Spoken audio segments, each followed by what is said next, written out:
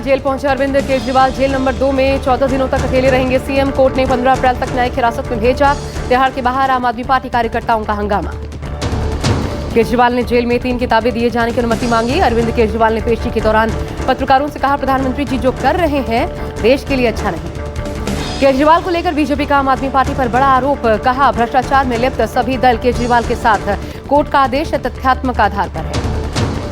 केजरीवाल की पत्नी सुनीता केजरीवाल का बयान। कहा, जनता तानाशाही का जवाब देगी। चुनाव के समय केजरीवाल को जानबूझकर जेल में डाला गया।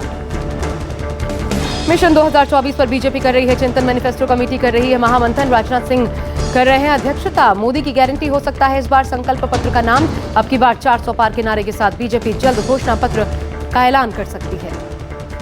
चुनावी मैदान में उतरी मीसा भारती और रोहिणी आचार्य। दोनों बेटियों के साथ लालू ने सोनपुर के बाबा हरिहर नाथ मंदिर में पूजा अर्चना की। कल सारण में रोहिणी का जन संपर्क अभियान। लालू मौजूद रहेंगे। कांग्रेस से टिकट नहीं मिलने के बाद आर पार के मूड में लालू प्रसाद। आर पार के मूड में पप्पू यादव ने नॉमिनेशन का ऐलान किया है। 4 अप्रैल को नामांकन पत्र दाखिल करेंगे पप्पू यादव ने लालू यादव से गुहार लगाई। पूर्णिया सीट पर पुनर्विचार करने का लालू से आग्रह किया। कहा, जब लालू परिवार पर संकट आया तब मैं खड़ा रहा। राहुल गांधी का केंद्र सरकार पर बड़ा हमला। कहा, भ्रष्टाचारियों की सुरक्षा की गारंटी है मोदी सरकार। जांच एजेंसियों के जरिए चंदे का धंधा कर रही है भाजपा। राहुल गांधी के बयान के खिलाफ इलेक्शन कमीशन पहुंची बीजेपी। राहुल गांधी के बयान पर बीजेपी ने उठाई आपत्ति। कल दिल्ली में राहुल गांधी ने दिया था भाषण। राहुल गांधी ने भाषण में कहा था, देश के टुकड़े टुकड़े हो जाएंगे। बीजेपी ने चुनाव आयोग से कार्रवाई की मांग की। अखिलेश यादव का इलेक्शन कमीशन को लेकर सरकार पर वार। कहा, ईडी सीबीआई आईटी को मिलकर ईसीआई बनता है। हमें उम्मीद है इलेक्शन कमीशन ऑफ इंडिया एजेंसियों पर लगाम लगाएगी। इलेक्शन कमीशन लोकतांत्रिक मूल्यों की रक्षा करे। लोकतंत्र बचेगा तभी इलेक्शन कमीशन की गरिमा भी बनी रहेगी। गठबंधन की महारैली पर बोले गजेंद्र सिंह शेखावत। जो लोग घोटाले में फंसे हैं पिछली बार भी एकत्रित हुए थे, एक बार फिर से एकत्रित हैं।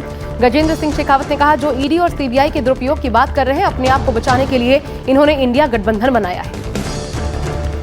आरएलडी को पश्चिमी यूपी में बड़ा झटका लगा। आरएलडी के राष्ट्रीय उपाध्यक्ष शाहिद सिद्दीकी ने इस्तीफा दिया। राष्ट्रीय अध्यक्ष जयंत चौधरी को शाहिद ने इस्तीफा सौंपा। जयंत को भेजे इस्तीफा पत्र में पूर्व सांसद शाहिद ने लिखा, लोकतंत्र के ढांचे को गिरते हुए देख नहीं सकता। लोकसभा चुनाव को लेकर पीएम मोदी का धुआंधार प्रचार अभियान जारी। प्रधानमंत्री मोदी 6 अप्रैल को गाजियाबाद में रोड शो करेंगे। संजय राउत ने प्रधानमंत्री मोदी पर बोला हमला। कहा, मुंबई की जनता ने बीजेपी हटाना तय कर लिया है। इस बार बीजेपी मुंबई से तड़ी पार है।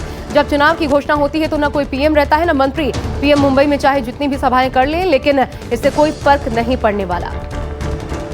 बिहार में कांग्रेस को एक और झटका। पार्टी पूर्व प्रदेशाध्यक्ष अनिल शर्मा ने दिया पार्टी से इस्तीफा। गठबंधन और सीट शेयरिंग में आरजेडी के हावी रहने पर नाराज। कहा, तेजस्वी जीतेंगे तो बिहार में लौटेगा जंगल राज। लोकसभा चुनाव के बीच पाकिस्तान सीमा पर गरजे भारतीय वायुसेना के लड़ाकू विमान।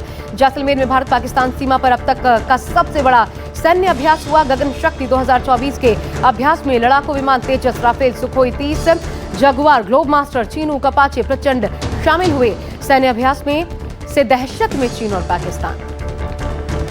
आज से नए वित्तीय वर्ष की शुरुआत। देश में पेंशन, बैंकिंग, फास्टैग, ईपीएफओ और बीमा से जुड़े कई नियम बदल जाएंगे। कई बदलाव लोगों की जेब पर असर डालेंगे।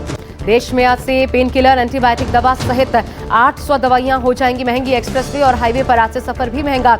एनएचएआई ने टोल में 5% की बढ़ोतरी की है।